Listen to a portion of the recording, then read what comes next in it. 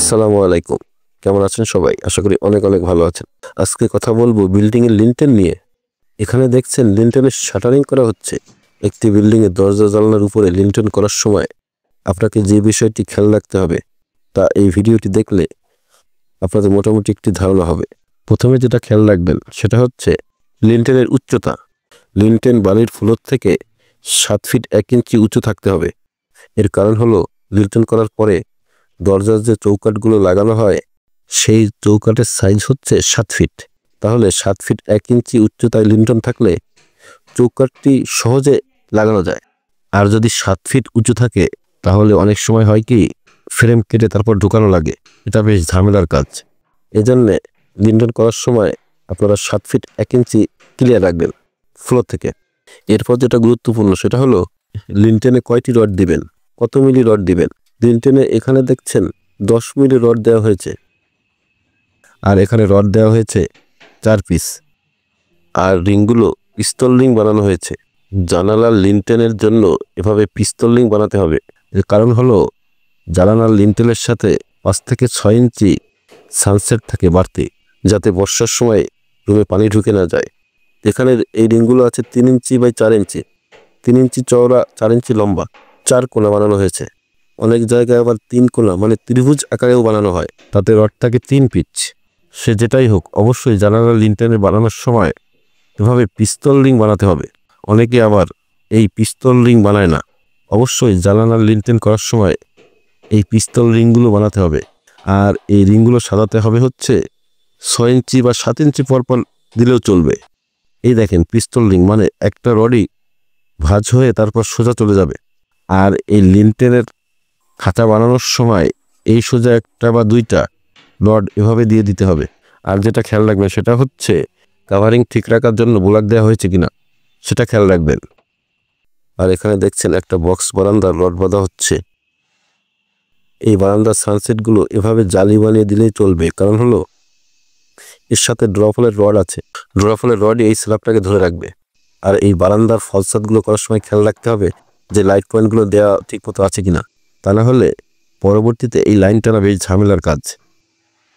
আর এই বারান্দার ফলসাদে অবশ্যই 10 মিলি রড ব্যবহার করতে হবে, আর হচ্ছে 6 ইঞ্চি করে গ্যাপ দিতে হবে।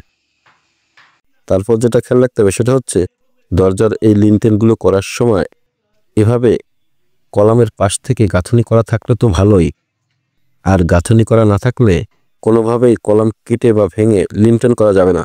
সেটা আপনাকে খেয়াল রাখতে হবে। যদি গাঁথনি করা না থাকে তাহলে কলামে ড্রিল করে ফুটা করে তারপর লিন্টেলের রড ঢুকিয়ে তারপর লিন্টেল করতে হবে। এটা আপনাকে খেয়াল রাখতে হবে। এখানে অবশ্যই কলামের সাইড থেকে গাঁথনি করা আছে। তারপর হচ্ছে বাথরুমের এই ফলসাদ করার সময় আপনি যেটা খেয়াল রাখবেন সেটা হচ্ছে বাথরুমে এই ফলসাদে 10 মিলি রড ব্যবহার করতে হবে। অনেকে অবশ্যই 8 মিলি দিয়েও করে, কিন্তু বাথরুমের চওড়া যদি 4 ফিট হয় তাহলে 10 মিলি রড ব্যবহার করাই ভালো। আর বাথরুমের চওড়া যদি 3 ফিট হয় তাহলে আপনারা 8 মিলি রড ব্যবহার করতে পারেন, তবে 10 মিলি রড ব্যবহার করাই ভালো। আর এই বাথরুমের জালির গ্যাপগুলো হবে হচ্ছে 6 ইঞ্চি পরপর। সেটা ঠিক আছে কিনা সেটা আপনারা খেয়াল রাখবেন। আর এটা ঢালাইয়ের কাছে সবচেয়ে গুরুত্বপূর্ণ হচ্ছে রডের কভারিং। এই কভারিং ঠিক আছে কিনা সেটা আপনাকে ভালোভাবে খেয়াল রাখতে হবে। তারপর এখানে একটি গুরুত্বপূর্ণ বিষয় হচ্ছে এখানে দেখেন মশলা মেশানো হচ্ছে লিন্টেল ঢালাই করার জন্য। এই মশলা মেশানোর সময় আপনাকে ভালোভাবে খেয়াল রাখতে হবে। লিন্টেলের মশলা মেশাতে হয় হচ্ছে 1, 2, 3 এই অনুপাতে। তার মানে 1 বস্তা সিমেন্টের সাথে 6 ঝুড়ি খোয়া, 4 ঝুড়ি বালি এই অনুপাতে। তবে সবচেয়ে ভালো হয় হচ্ছে 1 বস্তা সিমেন্টের সাথে 5 ঝুড়ি খোয়া, 3 ঝুড়ি বালি এই অনুপাতে মশলা মেশালে, মানে যেভাবে ছাদ ঢালাই করা হয় এই অনুপাতে মেশালে অবশ্যই একটু খরচ বেশি হয়। যাই হোক, আরেকটি বিষয় সেটা হচ্ছে এই লিন্টেন করার সময় হয় কি আমরা ততটা গুরুত্ব দেই না, কিন্তু এই লিন্টেন করার সময়ও আপনাকে ভালোভাবে গুরুত্ব দিতে হবে। এর কারণ হলো অনেক সময় দেখা যায় যে বিল্ডিংয়ের বয়স 15 থেকে 20 বছর হয়ে গেলে লিন্টেনগুলো ফেটে যায়। এর কারণ হলো আমরা যখন লিন্টেন ঢালাই করি তখন অনেকে আছে পুরনো ইটের খোয়া দিয়ে লিন্টেন ঢালাই করে, তারপর সিমেন্ট কম দেয়, তারপর কাভারিং ঠিক থাকে না। এইসব কারণে দেখা যায় একটা বিল্ডিংয়ের বয়স যখন 15 থেকে 20 বছর হয়ে যায় তখন এই লিন্টনের জায়গাগুলো ফেটে যায়, এই জায়গাগুলো ফেটে রড বেরিয়ে যায়, অথচ পাশের দেয়ালে কিছু হয় না, কিন্তু লিন্টেনটা ফেটে যায়। এরকম অনেক জায়গা দেখা যায়। তাই লিন্টেন করার সময় আপনাকে ভালোভাবে খেয়াল রাখতে হবে।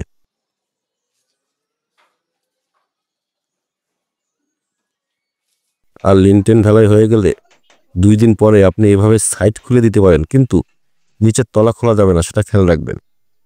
ভিডিওটি যদি আপনার একটু ভালো লাগে তাহলে একটু লাইক দেবেন, আর সাথে সাবস্ক্রাইবটি করে দেবেন, আর পাশের বেল বাটনটি অন করে দেবেন, তাহলে পরবর্তী ভিডিওটি সবার আগে আপনি দেখতে পারবেন। ধন্যবাদ। আসসালামু আলাইকুম।